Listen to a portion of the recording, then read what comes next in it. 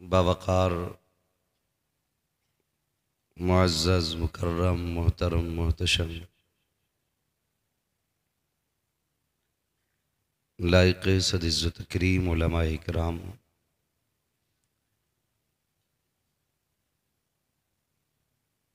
शोराए इज़ाम, खुतबाए अहले सुन्नत, बिलखुसूस उस्ताज़ुल असातिज़ा,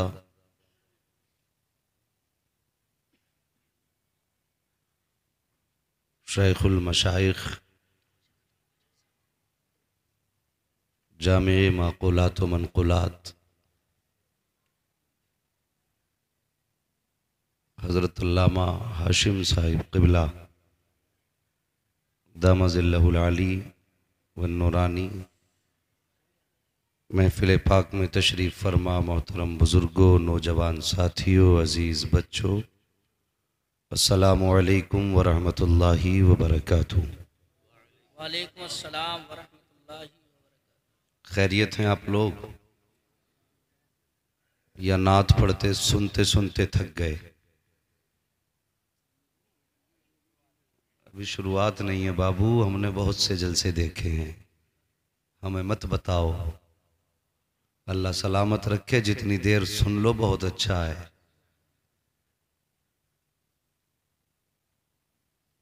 ये हमारे भाई जो उधर बैठे हैं, अगर सामने आ जाएं इधर, थोड़ा सा ये खाली कुर्सियां भी भरी भरी लगेंगी। आप आ जाइए ज़रा। इधर कोई बात है क्या भाई?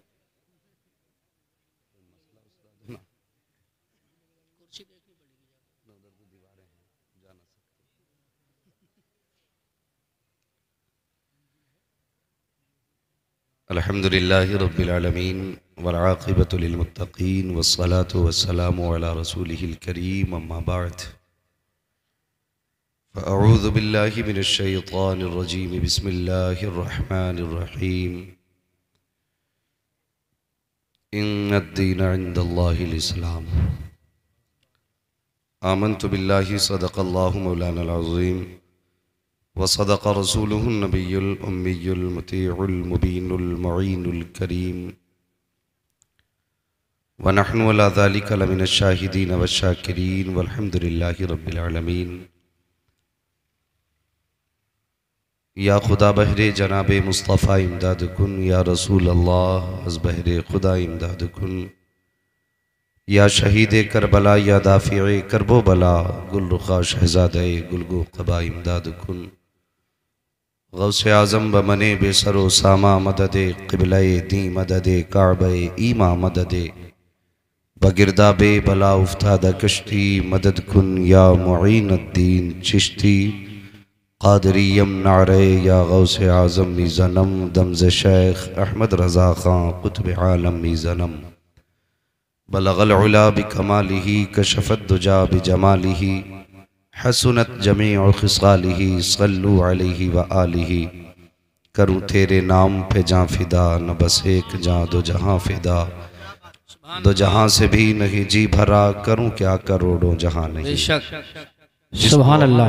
अपने नबी से जितना प्यार है उतनी आवाज़ के साथ दुरूद पाक पढ़ लीजिए। अल्लाहुम्मा सल्ली अला सल्लल्लाहु अलैहि नबील उम्मी व अलैहि सल्लल्लाहु तआला अलैहि वसल्लम। मौलाना मुहम्मदिन बादिल जूदी वल करम व आलिही व अस्हाबिही व बारिक व सल्लिम सलातु व सलामन अलैका या रसूल अल्लाह सल्लल्लाहु तआला अलैहि वसल्लम। थोड़ी देर के बाद आप अपने माथे की निगाहों से दो तालिब इल्मों के सर पर ताजे फरागत बशक्ल अमामा शरीफ देखेंगे, और ये फरागत का ताज आपके इदारे की साल भर की मेहनतों का आपको नतीजा बताता है, बेशक और इससे आपको एहसास होगा कि आपका जो पैसा लगा है वो सही जगह लगा है या गलत जगह लगा है। थोड़ी देर के लिए हाजिर खिदमत हूँ। गुजारिश इतनी है जितनी देर सुने मोहब्बतों के साथ सुने,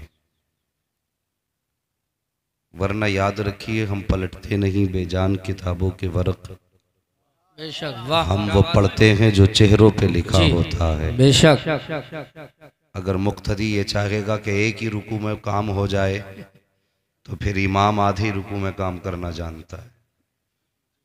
अब वो आपका अपना मिजाज है, कितनी देर सुनना चाहते हैं। मोहब्बतों की कहानियां इज्जतों के साथ अगर सुनी जाएं तो फिर सुनने में भी मजा है और सुनाने में भी मजा है। मैं उतना कमाल तो नहीं कर सकता जैसे हमारे भाई फैज़ान निज़ामी साहब और ज़ुबैर रज़ा हस्सानी साहब। मैंने देखा था शुरू में लोगों को खड़ा कर दे रहे थे। मेरी गुजारिश है मेरी तकरीर में कोई खड़ा ना हो, बैठे रहेंगे तो मुझे सुकून मिलेगा, इसलिए कि अब जो खड़ा होगा वो सुभान अल्लाह कहने नहीं खड़ा होगा, अब जो भी खड़ा होगा वो जाने के लिए खड़ा होगा।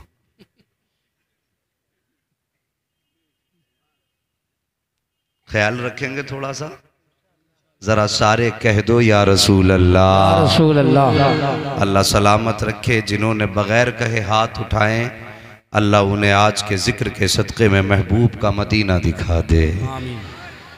बस देर आयत दुरुस्त आयत, कुछ लोगों ने बाद में हाथ उठाए हैं, कोई बात नहीं, जलसा भी उन्हीं का है, लोग भी उन्हीं के हैं।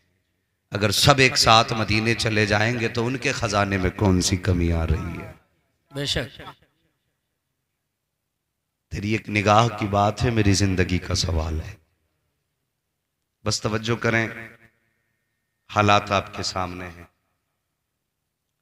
यकीनन हर मुसलमान का दिल टूटा हुआ है। एक बदबख्त की बदबख्ती, उसकी जबान दराजी ने पूरी आलम इस्लाम को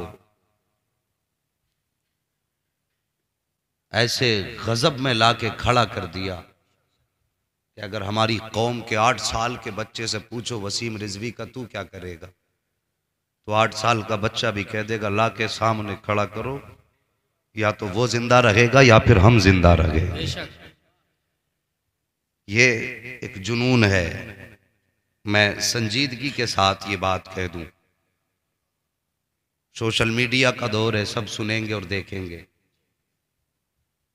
जो उसने दावा किया है कि कुरान पाक के अंदर ये 26 आयतें ऐसी हैं जो आतंकवाद को बढ़ावा देती हैं, माज़अल्लाह इन आयतों को कुरान से निकाला जाए। और उसने जो फिर बहतान लगाया है हजरत अबू बकर सिद्दीक रज़ी अल्लाह ताला अन्हु की ज़ात पर, हजरत फारूक आज़म की ज़ात पर, हजरत उस्मान गनी की ज़ात पर, उस बदबख्त को मालूम क्या है कि नबी का अबू बकर तो वो है कि जो गार का भी साथी रहा, मज़ार का भी साथी है। बेशक सुभान अल्लाह सुभान अल्लाह। मगर साहिबो दिल के फपोले जल उठे सीने के दाग से, इस घर को आग लग गई घर के चराग से। कहीं हमारी भी कुछ न कुछ गलतियां रही हैं, हमारी भी कुछ खामियां हैं। वो मुजरिम है और यकीनन बड़ा मुजरिम है। हम अपने मुल्क की अदलिया से गुजारिश करते हैं कि आतंकवाद को कुरान बढ़ावा नहीं दे रहा है और न कभी दिया है और न कभी देगा। आतंकवाद को ये कुत्ते बढ़ावा दे रहे हैं जो तुम्हारी गोद में बैठे हैं। अगर चाहते हो हिंदुस्तान में अमन कायम रहे तो इस कुत्ते को गोद से उठा के फांसी के फंदे पे लटका दो, भारत में कोई आतंक जन्म नहीं लेगा। ये हमारा मुतालबा है कि इस बदबख्त का ऐसा इलाज किया जाए कि दोबारा कोई भी कुत्ता कुरान के खिलाफ भौंकने की जुर्रत ना करे। और तुमसे भी गुजारिश है, आज से पहले जब भी तुम्हारे सामने इन उलमा का तज़किरा किया गया, मदरसे में पढ़ने वाले तलबा की बातें की गई,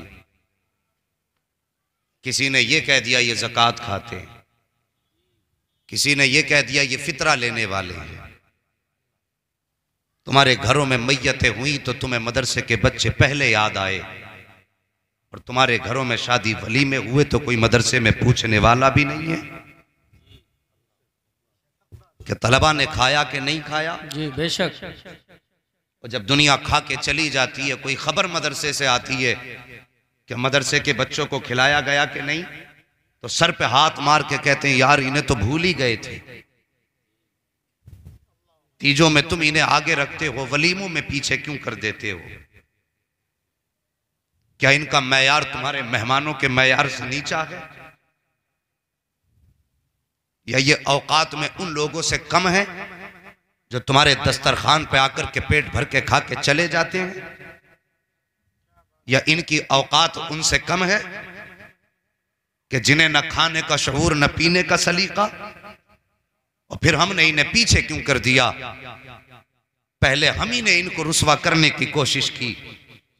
आज जब कुरान से आयतें निकालने की बात आई है, पहली बात तो यह है कायनात में किसी की मां ने इतना दूध नहीं पिलाया जो आयत तो बड़ी बात है कुरान का नुक्ता हिला सके। बेशक, सुभान अल्लाह, बेशक। मगर अगर फर्ज कर लो अगर कुरान की कोई आयत कम हो गई या कोई रुकू कुरान पाक का कम कर दिया गया, तो मैं आपसे पूछना चाहता हूं किसके दरवाजे पे जाओगे कुरान की उस आयत का पता लेने?